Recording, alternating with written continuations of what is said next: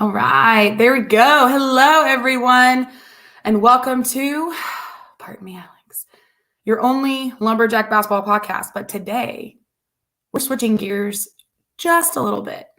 Just a tad. Just a smidgen. And we're actually going to be talking about some of America's favorite pastime. One of America's favorite pastime, baseball. And we are talking about baseball with the king of SFA baseball, Johnny Cardenas. So we're going to bring him on in a second.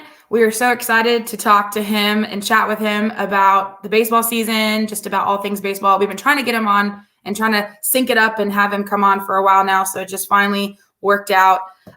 We were going to do a live game right before COVID hit, and then boom, COVID hit in 2020 and it just kind of blew that out of the water. So we're still hoping to get out there and do that again soon, or do it soon. So ready. We love baseball. So let's get it started. Let's go. Do it.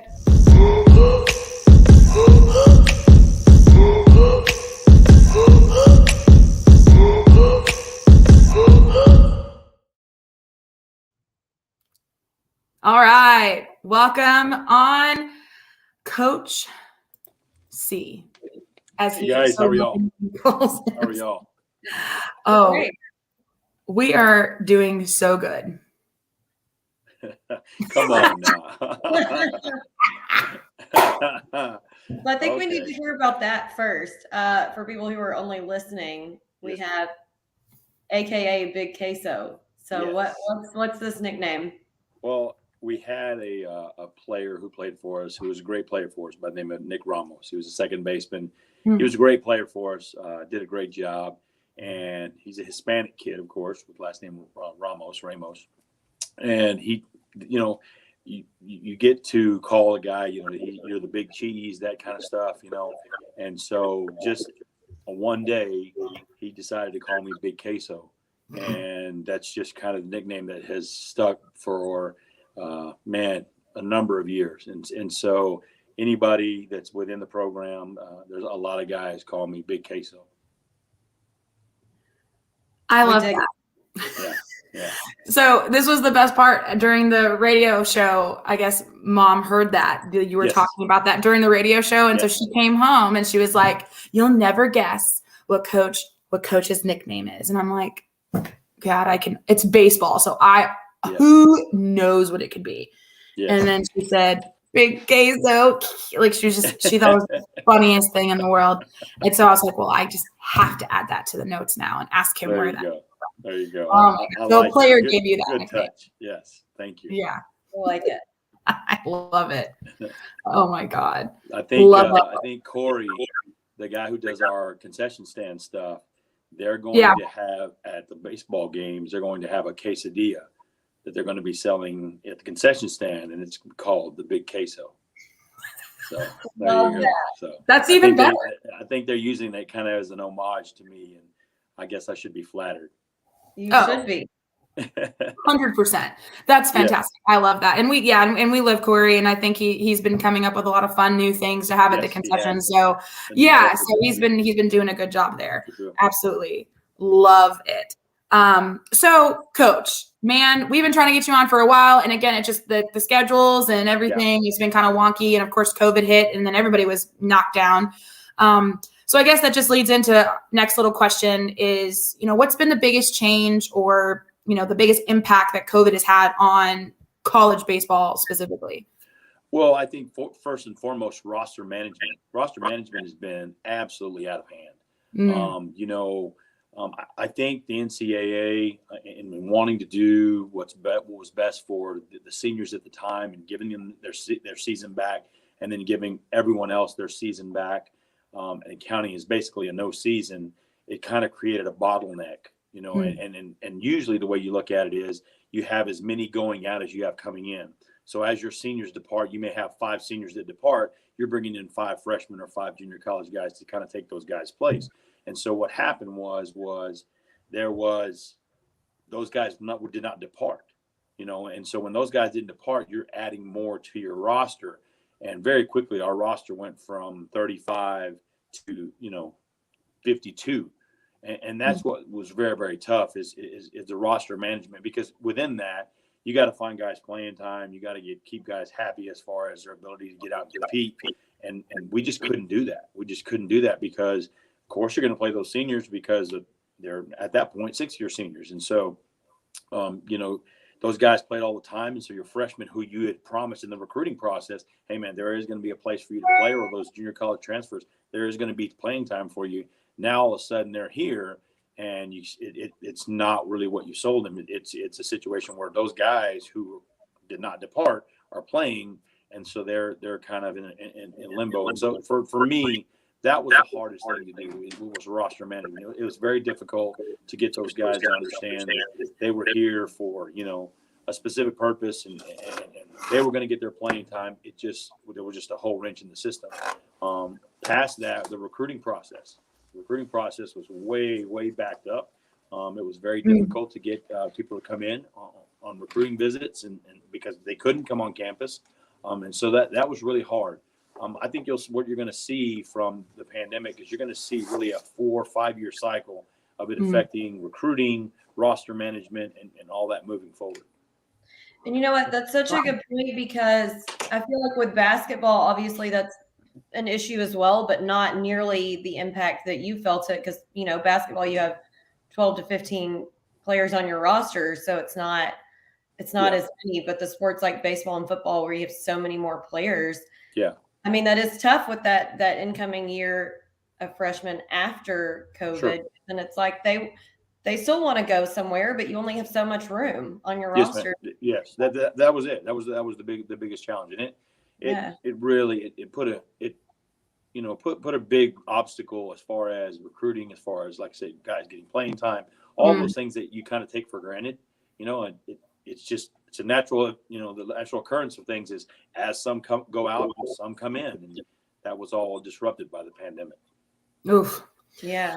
I could see how that would be. I mean, that's hard on your end too. It's just trying to find a good balance, and man, it's just rough. So do you think that I mean, obviously you guys are still working through that, right? Yes, I mean, yes. How long do you think that's going to linger for? Do you think, I think, a little window that we're going to have to maneuver through all that. I will tell you that the NCAA did give us unlimited roster number last year. So we had 52 on our roster last year. This year they've moved it back down to 40.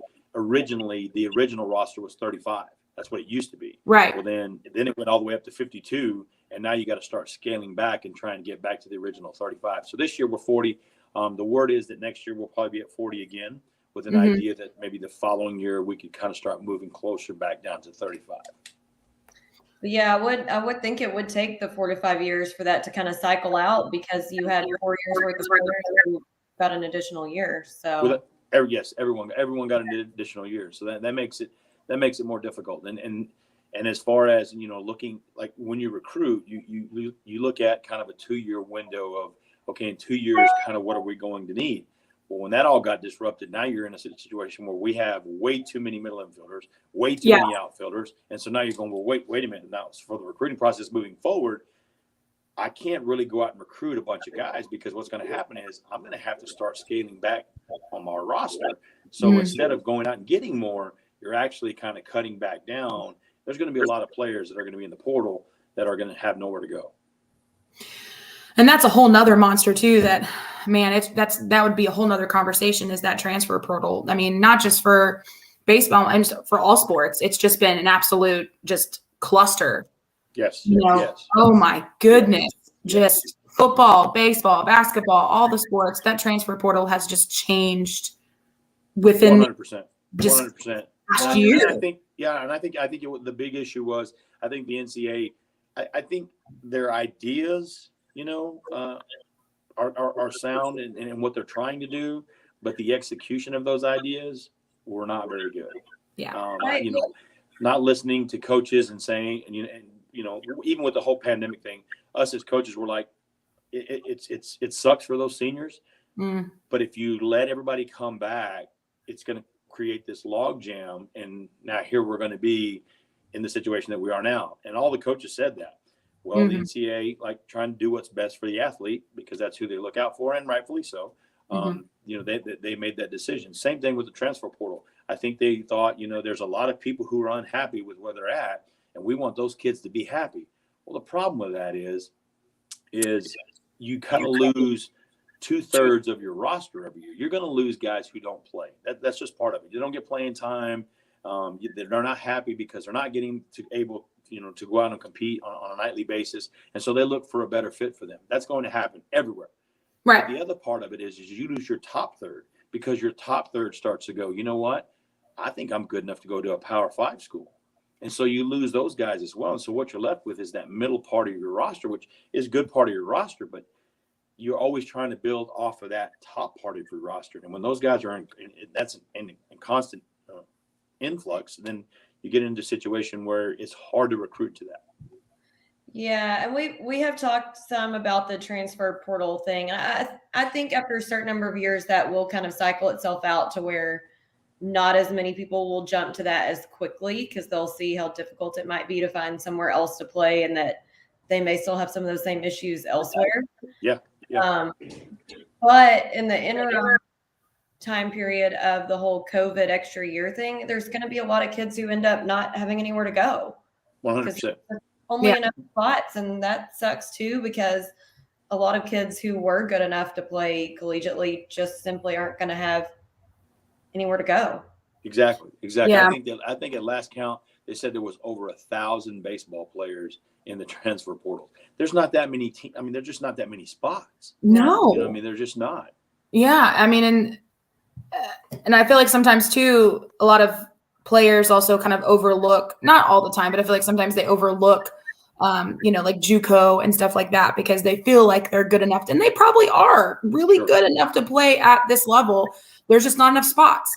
So yeah, I mean, and sometimes it's the grass is not always greener at the other side. So if you have a spot, keep it. You never know what's going to change next season, who's leaving, who's staying, So yeah. So kind of switching gears, Jacqueline, I know you wanted to talk a little bit about your little event that you helped start. Oh, yeah.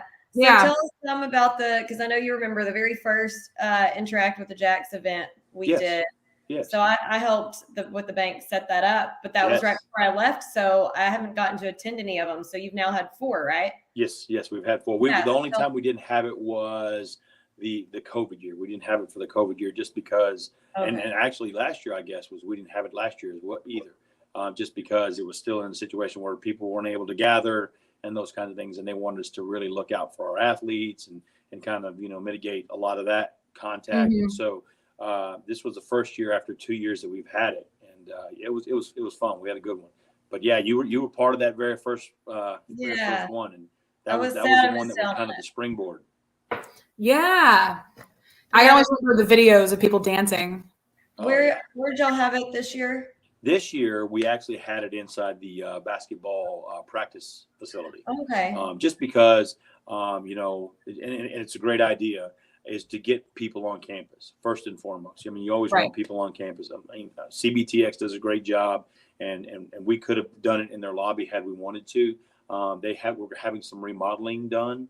Yeah, major. So as a result, they were kind of looking for another venue. And Ryan and Brandy both stepped up and said, you know what, we got an idea of how we can make this a little bit better and maybe turn it into a little bit of a fundraiser for the baseball and softball programs. So what they did was we went over to the practice facility, had it in there. They sold tickets to it, sold raffle tickets. And so there was a little bit more of a revenue generating stream there as opposed to other years. But it was still the same event and the same kind of spirit to the event. Well, that's awesome. I mean, we have that facility to use for events like that. So might as well start using it. 100%. Completely. And I think it worked really well because they had a women's basketball game there. And so a lot of our parents who are in town just slid right over and watched a little bit of the women's basketball. And why nobody goes out and watches the women play basketball here, I have no idea. It's frustrating to see the apathy that sometimes people have for our athletic programs when our athletic programs do such a wonderful job of competing. Yeah, no, completely. Yeah, absolutely. I mean, we agree with that for sure. So we were checking out your schedule and we noticed that you were playing, some big teams, some big Power 5 teams like Texas, Baylor, Rice. Who are you most excited to play on between those 3 specifically? You know, if you're from the state of Texas, going to Austin is always something special. Kind of figured that would have been it. Yeah. Yeah, it is. I mean, and if you're an athlete, I don't think there's you could pull every athlete on our campus that's from the state of Texas and say, would you have gone to UT if you would have given the chance? And I'd guarantee you 100% of them say yes. I mean, it is the University of Texas. And so when you grow up in Texas, that's kind of the benchmark, you know. And so when we go there, our kids get really, really excited just because, and that's what you dream about. You dream about being on that field, competing on that field, you know, and not necessarily in a different uniform, but still at the same time, just being in that venue, being in that city, being in that university. I think that's the one that our kids look the most forward to. That's cool.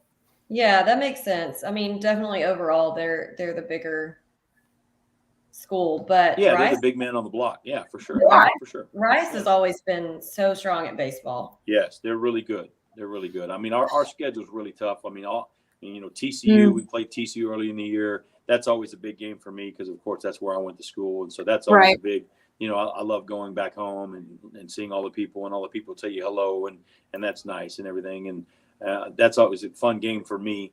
But our schedule is really, really, really difficult with our midweeks that we have this year. And I think it's by design because, you know, when you recruit guys, I think that's kind of how we try to sell it to them is, hey, you're going to get a chance to compete against some of the best teams in the nation.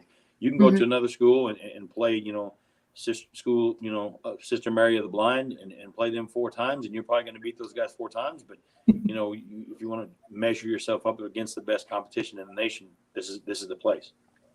Absolutely. Yeah. Couldn't agree more. So speaking of the guys, but also looking at the roster, notice you have 11 seniors, 8 juniors, 14 sophomores, which is a ton, and 5 freshmen. And there was a couple names on there I recognized, one of them being Colton Castle. Yeah. I actually taught him in Angelina. Did you really?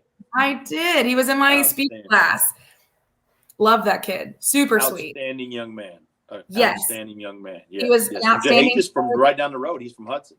He's from Hudson. So he was in my class for a dual credit class when he was in high school still. So it's been a few years, obviously. But yeah, when I saw his name on the roster, I was like, I'll be damned. That's awesome.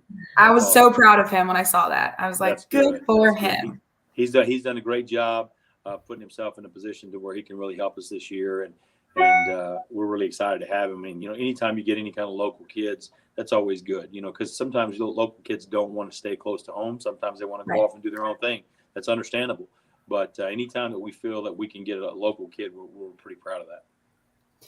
Yeah, definitely. Yeah, I agree. Yeah. So again, speaking of the rest of the kids, anyone to watch for? I mean, you got a bunch of seniors on the roster. Anyone to watch for their final season? You know, who are you looking at to like really bring a lot to the team and a lot to the roster? Well, I think, you know, the guy who was our best pitcher last year was Joe Todd. He's a right-hand pitcher from Kansas, and we expect him to be one of our top pitchers this year. And I think if he has a really good year, he has the potential to maybe, you know, garner a little bit of attention from some major league organizations and maybe have a chance to play at the next level.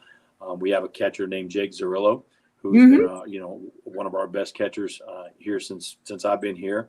I think if he continues to play the way he can and can hit, I think that's a guy to definitely watch. And I will tell you, I don't think he's going to get a whole lot of attention from major league scouts. But our center fielder, Kyle Cullen, is probably one of the best center fielders in the nation. He led the nation in sacrifice bunts last year, which tells you the kind of guy he is. And he's going to do what's best for the team. He's selfless player, a phenomenal defensive player.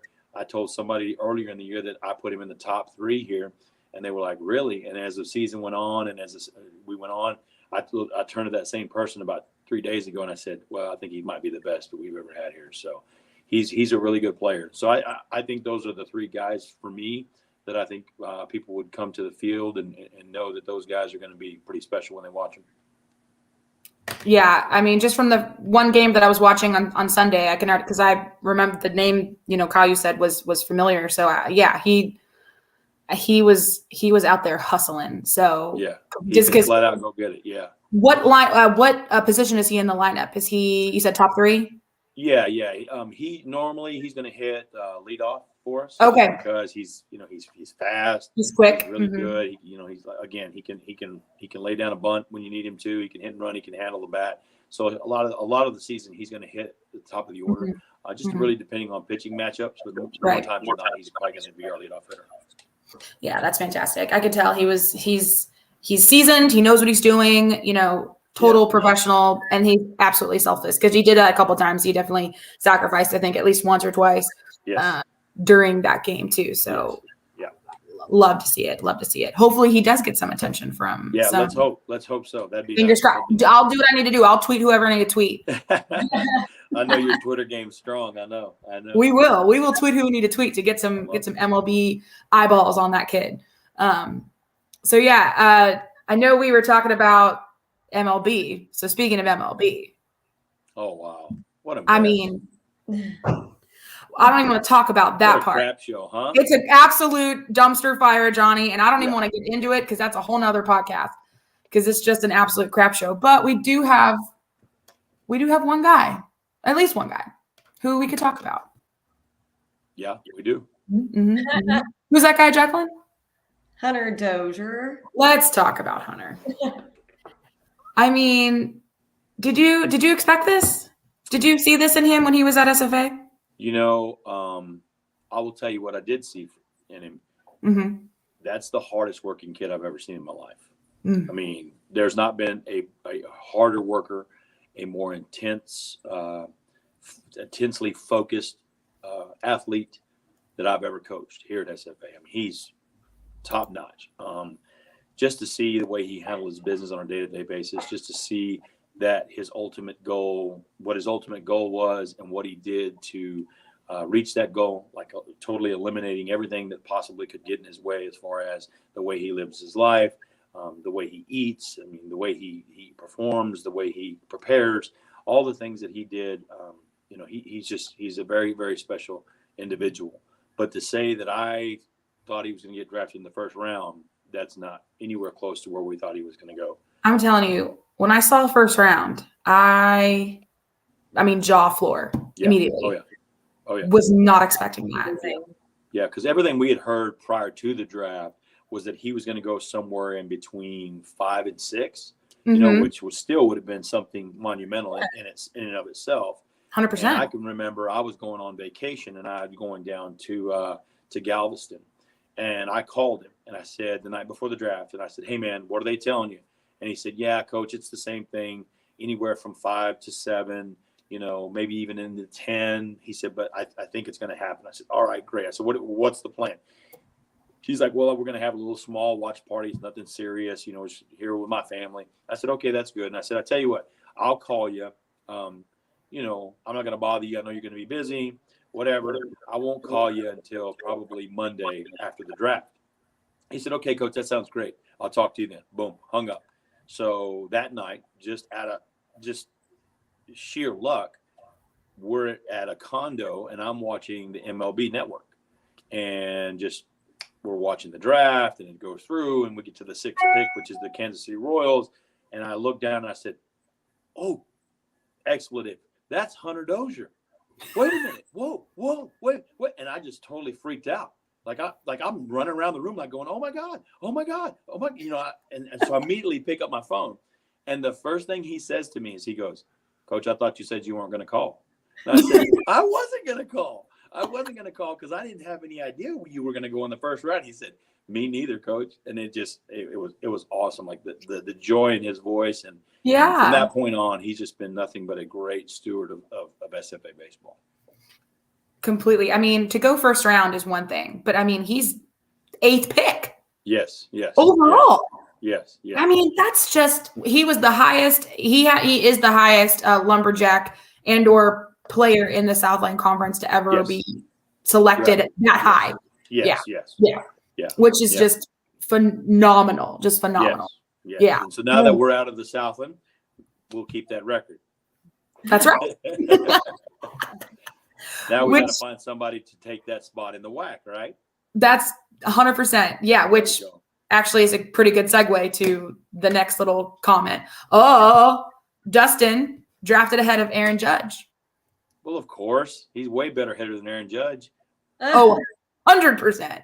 We're kind of 100%. biased, but that's how that I'll take him every day. Oh, I'm biased too, but I will take Hunter Dozier over Aaron Judge any day of the week. Yes, Any day. He's not going to strike out as much. Bingo. Put his stats next to anybody. I'll tell you what.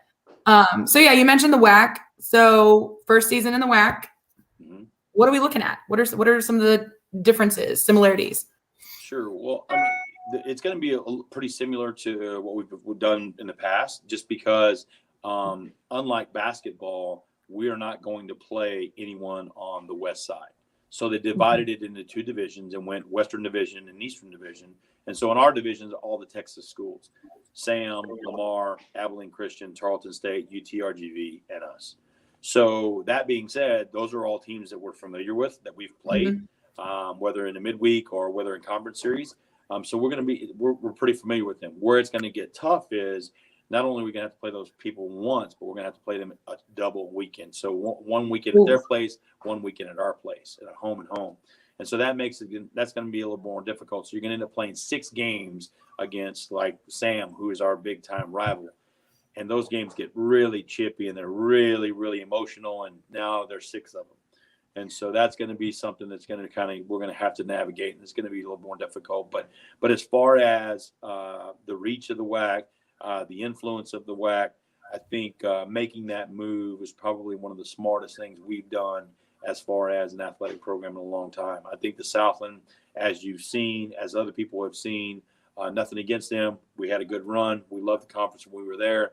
But as we left, it kind of seemed like maybe they were trending in a negative direction. And some of the schools that they're bringing in are schools that are good programs. However, it's going to take them a while before they get to that Division I status, the full participation Division I status. And so I think for us, as one of the members of the South, and making that move before the conference imploded or before there was any kind of slide back, I think it was a really, really smart move, and really, to be honest with you, a pretty, forward-thinking move as far as our administration is concerned. Absolutely agree. I mean, and I know you guys know about basketball, and listen, Southland basketball is trash. I'm sorry. I mean, y'all have seen way more games than me, but I can tell you the games that I saw, I never thought, oh my gosh, these guys are really good. And I have seen some WAC games, and I'm going to tell you the brand of basketball is a little bit different. And I think baseball is going to be a lot of the same. It's going to be a lot of up-tempo, different type, better athletes, just because it's a bigger conference. It has more influence, it carries more weight, and therefore you can recruit a different type of athlete to the WAC. Yeah, I think that's also the big one there is the recruitment factor. Recruiting to the Southland, I'm sure, had its, again, positives, maybe. But I feel like it's just the WAC. Like, just the name itself just brings a little bit more strength, a little bit more weight. And then, of course, you just got done playing UT Arlington, right? Yes. And so they're joining the WAC, or were they already part of the WAC in baseball? No, not yet. They will start next year. Okay, that's what I thought. I didn't know if they were already in the WAC with baseball or not, because some teams are in different conferences it's all wild. Yeah. So so they're coming to the WAC. Yeah, next year. And I mean, I felt like that game was chippy too. Yeah, it always what game isn't chippy? And you know what's crazy is on the other side, 2 of the coaches. One coach went to the same junior college as I did. We have been friends for over 20 years. I mean, good, close, personal friends over 20 years. And so we're fine. And his assistant coach was the junior college coach that I played for in 1988. So, we go way back. And so, I have no problem with the coaches. And we get along fine. Matter of fact, we go to breakfast, dinner all the time. When we're together. That's great. I love that. The fact that both of our teams get so chippy with one another, I'm like you'd almost what if we didn't like each other as head coaches, maybe the kids would be okay, but it's maybe because we are so close, they feel comfortable with kind of, jawing at one another. And, I tell you, the 2 series that we've played them over the last 2 years, man, they've gotten really, really chippy. So, I mean, it's just, it's part of the game. But I definitely think that the relationship that we have with the coaching staff over there maybe kind of adds to it a little bit. Yeah. Yeah, completely. Because it's funny too, because one of our followers actually on Twitter is Sid Irwin. Yeah. Oh yeah. And so I met him on Sunday because I was just walking in my seat, and all of a sudden I hear my name, and I'm like, I look over, and he's walking over. I'm like, you're in person. Finally meeting you in person. And so we chatted for a second, and then so yeah, it was just he said that a lot of the guys on the UTA team were that Gabe knew, not Gabe. Yeah, they're former teammates. They're former teammates from, because obviously they're from Dallas and the UT Arlington. Like they played on like little leagues together and stuff. And I'm like, so definitely gonna get chippy. Like it's just. Oh yeah. I guess you just feel more comfortable talking smack to your friends. I guess just kind of a playful thing, and then it gets to that situation where somebody gets a little butthurt about it. It goes a little too far. Something, and then you poke, and all of a sudden, here we go. So it kind of snowballs. Yeah. Every time. I feel every time, man. Or maybe, you pimp your home run just a little too much, and then people get your buddy. But he goes, hey, man, exactly. Yep. Yeah. It happens. Oh man. So yeah, Jacqueline, I know that obviously I think the place that we're playing the conference tournament is different, right? Yes, we're in Arizona. We'll be in Arizona. We are not in Vegas like basketball. So thank goodness. Thank goodness. Okay, listen. Basketball's got like 15 dudes they got to take care of and keep them out of the casinos. I have 40 guys I got to keep out of the casino. And believe me, that is a daunting task. I don't want any part of that. I don't blame you. That's a lot of dudes to wrangle. Yes. Yeah. Arizona is laid back. It's retirement village. I can handle kids in a retirement village. There's not a whole lot to do. I can handle them. I cannot handle men in Las Vegas, Nevada. I can tell you that right now.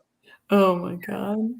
It'll be nice, and it'll be nice like baseball weather, because it'll be hot but not humid, and not as hot as Vegas. Exactly. It's a definite different type of heat, that's for sure. Oh, 100%. Like it can get 100 degrees in that part of the country, but it'll be hot as all get out, but the humidity is not there. Yes, and I feel like that's what makes it worse. It won't be suffocating. Yeah, right. I mean, it kind of evaporates because it's so hot. Yeah, because that's kind of how it is in Vegas too. I've been a few times, and I went in July of last year. Yes. And, hot as you some of that 112 degree. Hot as Hades. I tell you what, hot as Hades. But honestly, it didn't feel as hot because of the low humidity. Thank God. For sure. 100%. So yeah, talking about I'm again, cool little place, Mesa, Arizona. I noticed that it was the preseason home of the Oakland A's, so that's pretty cool. So that'll be a nice little complex right then. And sure. It'll be nice, and it'll be good for our guys to play on something like that. Yeah, hopefully we get to a point where, because in baseball they don't take every team; they're just going to take the top 8. So that's the other thing that we're going to have to navigate through, and so we have to be better than 2 of the teams on our side. So okay, so that helps answer another question: was how the bracket was going to run. Yeah, the bracket is the number 1 and number 2 get a bye to the second round. So it's a little bit like basketball. However, we're not taking all of the teams.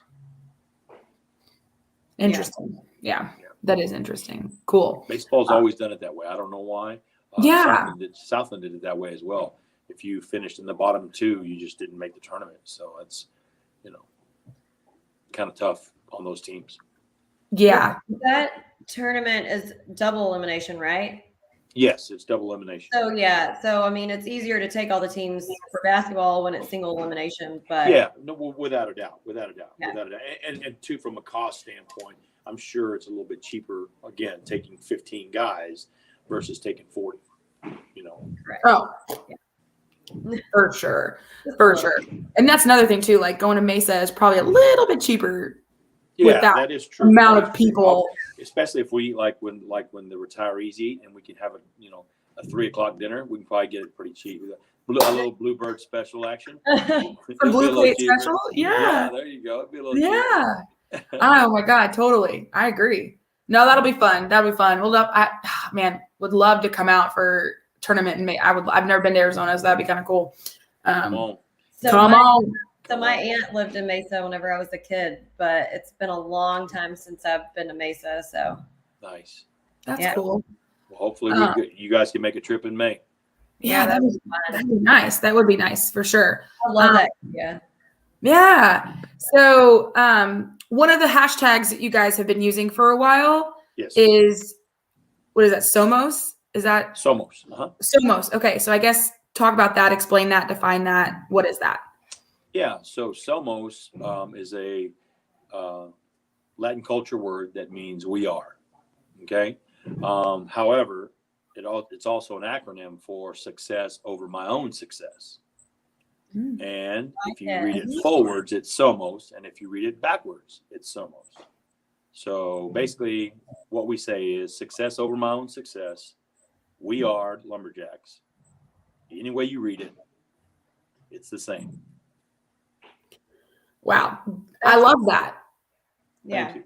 I had no idea what it was. And I always see you guys tweeting it and hashtagging that. It's like, obviously it's something important that you guys instill into these students, into these players, right when they first get here. And so that was one of the things I was like, man, we got to ask them about that. Cause Sure. Yeah. It just straight out of the box means we are, and so but like I said, it's an acronym for success over my own success. And for whether you read it forwards or backwards, it's always the same. That's really deep, Johnny. Yeah. Thank you. I appreciate that. Oh my gosh. So I guess to wrap things up, you've been head coach at SFA since 2008. I mean, that's 14 years, man. You were here even before that doing, what was the position that you did before head coach? You were recruiting coordinator. That's it. Recruiting coordinator. I was like, I knew it was like an assistant coach or something like that. Assistant coach, recruiting coordinator. Yeah. Cool. Yeah. And so you did that for, I think, 2 years, 3 years or so? 3 years. Yeah. So you've been here essentially since 2005. Yes, that was my first fall here, 2005. Oh my gosh. So that was my first fall at SFA too. Hey, there you go. Well, you were a student though. That's different, right? I know, but I'm just saying. You guys got here at the same time, just doing different things. There's a little difference in age though. Just a little bit. Yeah. Minute differences. Oh well. It's all good. It all washes out in the end. So, man, 14 years head coach. What are you most excited about for this season? I'm really excited about the level of athlete that we have both on and off the field. I think we made a conscious effort to recruit good people. I think anyone in a program now with the way things are and as crazy as values are in America right now, to have individuals who come in and not only compete for you hard on the field, but also make Nacogdoches and SFA a better place to be. I think that's what I'm the most proud of. And I think that's the thing I'm looking most forward to, is the development of some of these young men into, card carrying lumberjacks. And so for me, I think that's a big thing for me. And I'm really proud of the steps that we've made. I'm really proud of the level and the type of athlete that we brought in. My assistants have done a great job of really tracking down good athletes, good kids. And so I think that mesh for me, I don't think we're going to have a bunch of superstars, but I think we're going to have a bunch of guys who are willing to go out and put it all on the line every night that we play. That's something that I feel like Ryan Ivey has really started instilling. I mean, I'm sure that's something you guys have been always doing, is recruiting like good dudes on and off the field. But I feel like that's also something that Ryan has really instilled as he's come in as the AD, is just, focusing on the athlete, the student, like making sure that they're both amazing people on the court, on the field, on the diamond and off, excellence in everything you do type of mentality. And I feel like that's just how he runs the athletic program. And I feel like everybody's bought into it. And I just am so thankful for his leadership in that. And it's 100%. Kind of just, it's just kind of been spilling over into other areas as well. So, I mean, I and you at the helm, and of course the consistency of you being there for 14 years, and being a fantastic coach on and off the field, Thank you. and really guiding these guys and men, making them go from boys to men, lack of a better term. So yeah. I love it. I will echo that sentiment and say that as with anything, it's always from the top down, and if you don't have the support of your administration, when you go to them and say, hey, I may not recruit the best guys, but I'm going to recruit guys with good character who are going to come in and make this place a better place to be. And the guy looks at you and doesn't even blink and says, I love it. That's, again, like you said, I echo those sentiments in saying that all starts from the top for sure. Yeah. I think that's so critical. And then, you know what? You help create and mold them into the player that they have the potential to be. And you never know, you could have some guys that just, because you believe in them so much and you invest so much into them, that they work twice as hard, both on and off the field. So, which I think is a huge part of it too. So before you run off, I wanted to share a picture that I found of you. Here we go. Okay. Listen, this happens to us all the time, Johnny. So sorry. Let's see what you got. I mean, I think it's a pretty fantastic picture. All right, let's see what you got. Oh my God. Yeah, that guy was pretty good. He was Johnny Cardenas. There he is. 1996 Port City Roosters. Yes, we were the Roosters. How about that? Get you some of that. Yeah. I was just doing a quick Google search just to see what kind of pictures would pop. I was honestly looking for the background picture that's on here that I have on there right now, and then that popped up, and I was like, "Oh, Johnny!" Yeah, that's so bad, isn't it? It's so bad. So good. Are you kidding me? That's fantastic. Fantastic. And then I found this absolute gem as well from the Mariners. And I was very pleasant. I mean, it's hard to see your face. Just for some reason, it's a darker picture. I don't know why. But oh my gosh, yeah, that's my rookie card. Yeah, that's your rookie card. Look at you go. Yeah. Where'd it go? Oh, there it is, right here. Yeah. That guy, man, if I could go back and tell that guy some stuff, man, he might be a little bit better player. Oh. He might have taken it a little bit more serious if I could have had just a little conversation with him. Look at that guy. I love it. Oh my gosh. Well, Johnny, again, I know you guys gotta go to practice and stuff, and continue molding those young minds and players into the, and to be everything that they can be. So, but we appreciate you meeting with us and talking with us and chatting. And thank you all so much. And again, I want to tell you guys how much my kids, my program, my family appreciate the support that you and Jack give to SFA athletics. I mean, when you have two people who will give their time and passion so freely, I am always in awe of what you guys do, and I'm always in awe of the support that you give every program. And believe you me, that is the fuel that fuels coaches' fire, and that is what allows us to continue to do our job when there are special people like you two who do everything they can to support what we do. And I just want to tell you guys from the bottom of my heart, for me and my family, thank you so much. Oh, Johnny. It's easy when we have only the best to support, Well, we love you. Thank you. Well, I appreciate you guys. Thank you all so much. Yeah. Caitlin agrees. Thanks, Caitlin. Oh, sweetheart. Yeah, no, you're the best as well. We love it.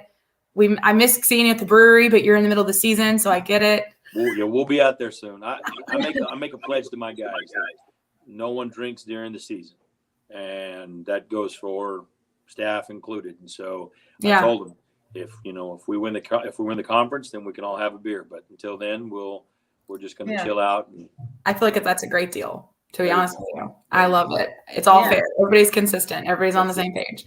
I love it. Well, again, thank you so much, Johnny. I know you got to go. We appreciate it. Big queso. And we cannot wait to come out and watch a game live and in person and come and support the boys. I appreciate y'all. Thank y'all so much. Thank you. Bye, Bye, Johnny. Bye.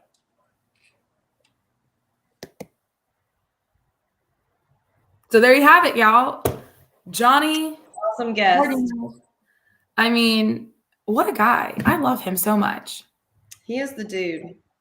He really is. And like you said, he's so sweet. He, he supports us. He supports other sports as well. Just because he's the baseball coach doesn't mean he doesn't support all the other teams as well. I mean, he's one of the biggest cheerleaders for basketball and football and soccer and totally. I've always said that. I don't see any other, and no slight to any of the other coaches, but I see him more than any other coach supporting every other athletic sport out there, Mm-hmm. Yeah, he's always there for people, and he's just a good dude. He's just an all-around good dude. He's funny. Yeah, we are lucky that we've had him for 14 years. I know. When I was looking at his bio, 14 more. Literally. When I was looking up his info in his bio, and it said that he had started in 08 or 08 being the head coach, I was like, I just didn't realize it had been that long. And then I thought back and I was like, but I saw him when I was a sophomore, like I'd go to the games and he was there. So I was like. And I didn't realize it had been that long either, but at the same time, it made sense because I don't remember in my mind any other coach. Me neither. It's always been Johnny. Yeah. I mean, I don't remember anyone else. Yeah. When I went there to watch games out in the outfield, in the bed of the trucks and drinking out in the outfield and heckling all the, outfielders for the other team. Yeah. That's all I remember is Johnny, is Johnny at the helm. And so just a great kid, just fantastic. Love him so much. Love him to death. I'm glad that he was able to come on for a little bit and chat with us. Love it. Love it. So anyway, there you have it, folks. Johnny, head coach, not men's, baseball. But there's only it's been a long day. It has. I know. I think the plan hopefully is to, see if there's some other head coaches that are available, because obviously at the moment we're knee deep in the end of basketball season here. And so we were just lucky enough our schedules aligned with Johnny to do it now before his season really ramped up. And so hoping to maybe get with some more of the head coaches from the other sports and talk to them. Because, again, once basketball season's over, there's not much for us to really talk about. So trying to get with some of these other head coaches and talk with them during either their off season or right before their season starts or right as it's starting before it gets really crazy. So hopefully we'll have more of that. Have some good basketball off season episodes for y'all. That too. Yeah, that too. We haven't done a Where Are They Now episode in a while. So maybe we should do that. Yeah. Talk to some of the, older basketball alums. I'm sure we can wrangle up a few. Now that we already got Antonio, maybe we can get Des on. Right? We could hold that over his head and be like, Des, Antonio was on. Now you have to come on. Yeah. Make it a competition. Oh, my goodness. All right, man. Well, that's it. That's Pardon Me, Alex, for today, our little afternoon session of our special episode and edition of PMA with Johnny Cardenas. I hope you enjoyed it. We sure did. And again, we're excited to have some more non-basketball content during the off season when it's time to have content. Sometimes we miss you guys, so we need to figure out something to talk about. So There you go. Anyway, so I hope you guys have a wonderful night. Have a good day. I have trivia tonight along with basketball. Oh God, the game versus New Mexico State tonight, it's going to honestly probably do my head in. Like, I'm afraid to even watch it, to be fair. Yeah, we'll see. See how it goes. Fingers crossed. Anyway, all right, guys. Like I said, have a good night. Hope those Jacks can pull out the dub. I hope pull out the upset with their New Mexico. I think at the moment is like a 6-point favorite. So that's not a lot. Not bad. That's not bad. I figured honestly would have been more, to be fair. But hey, we're on a hot streak. New Mexico's kind of been meh lately. So crazier things have happened. Maybe it's our moment. It's our time. It's our time. All right. Everybody have a really great night. And always remember to axe some jacks. With Alex and Jax. Adios, amigos.